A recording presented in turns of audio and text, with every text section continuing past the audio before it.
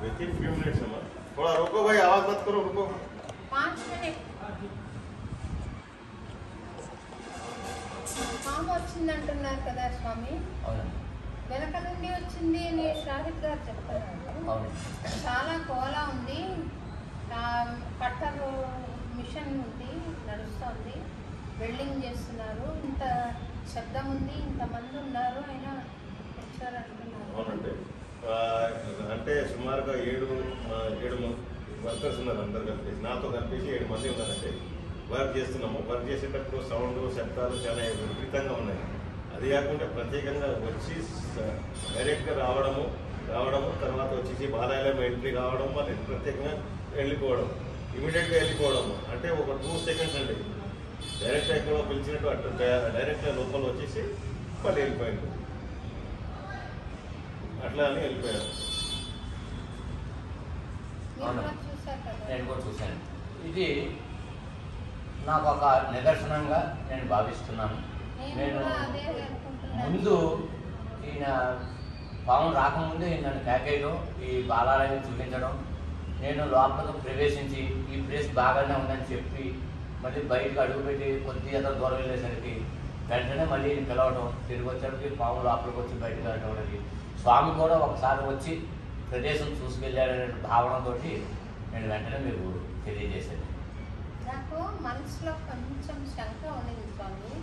మనం బాలాలయం చేస్తున్నాము అక్కడ పెట్టడం కరెక్టా మనం వాస్తు వాళ్ళని అడగలేదే మరి స్వామిని అక్కడ పెడితే పవర్ అలాగే మెయింటైన్ అవుతుందా అక్కడ మనం ఎలా కడతాలి ఆకారం ఏమన్నా ఉండాలా దానికి ఒక పద్ధతి ఉందా అని ఇన్ని ఆలోచనలు వస్తున్నాయి నాకు ఈరోజు ఈ సర్పం వచ్చి వెళ్ళింది అని చెప్తే నాకు కూడా మీరు ఎలా భావిస్తున్నారో అలాగే స్వామి వచ్చి ఇది కరెక్టే అని చెప్పి వెళ్ళారా అని ఆలోచన కరెక్టే బాగానే జరుగుతుంది 100% అమ్మా బట్ తొందర అంతా మనకు ఫ్రేమింగ్ కూడా తొందరగా అయింది వర్క్ కూడా తొందరగా అయింది కాకపోతే ఒకటి మనకు సర్ప్రైజ్ ఏంటంటే సడన్గా వచ్చేసి విజిట్ చేసేసి అంత సడన్గా ఎంత నిమిషాల్లో మళ్ళీ వెళ్ళిపోయారు వచ్చి చూసుకోండి అంటే ఇంటర్ మొత్తం వేసి చూసుకుని మళ్ళీ వెళ్ళిపోయారు నన్ను కేకేశారమ్మా అందుకే కేకేశారు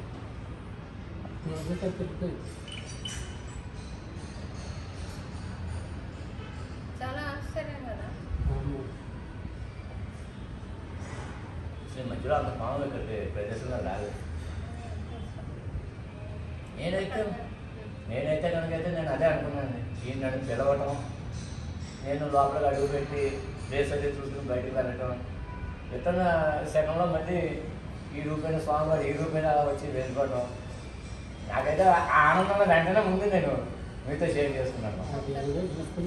అన్నమయపురంలో భజన చేస్తాం కొన్నేళ్ల క్రితం కరెక్ట్గా అదేంటో ఓం నమః శివాయ అనే భజన పాడుతున్నాం పాము ఎక్కడి నుంచి వచ్చింది లోపల తలుపు పైన ఎక్కి ఆ వీడియో ఉంది ఇట్లా నిలబడది పడగ వచ్చి ఇట్లా నిలబడది అందరు బెదిరిపోతే హారతి ఇవ్వండి అంటే అప్పుడు ఎవరో సాహసం చేసి కొంచెం హారతి ఇస్తే అది భజన అయిపోయిన తర్వాత కింద పడింది ఇట్లాగా వెనక్కి వెళ్ళిపోయింది చూడండి ఎవరిని ఏం చేయలేదు అటువైపు స్టేజ్ మీదకి కూడా వెళ్ళలేదు వచ్చిన దారిని విని వెళ్ళిపోయింది అనిపిస్తుంది కానీ స్వామి పాముకు చెవులు లేవు వినలేదు అంటారు కానీ మనిషి చప్పుడైందంటే వెళ్ళిపోతుంది చప్పుడైందంటే వెళ్ళిపోతుంది అంటే స్మెల్ తోటి కూడా వెళ్ళిపోతుంది వాసన ప్లస్ శబ్దం అది కాకుండా ఎంతమంది విపరీతంగా ఉన్నారో శబ్దాలు జరుగుతున్నాయి అది మరి ఆ మధ్యాహ్నం టైంలో ఇప్పుడు ఇక్కడ మనకి ఫంక్షన్ జరిగితే గద్ద వస్తుంది కదా గరుడాళ్వారు వస్తారు కూడా నన్ను ఇందాక బిహెచ్లో ఒక ఆయన అదే అడిగాడు ఎవరికి అభిషేకం జరిగినప్పుడల్లా పైన గద్ద వచ్చేది కాదని ఇప్పుడు వస్తుందని లేదని రేపు శంకర ప్రదేశ్కి వస్తుందని మళ్ళీ చూడటానికి స్వామివారు అని చెప్పి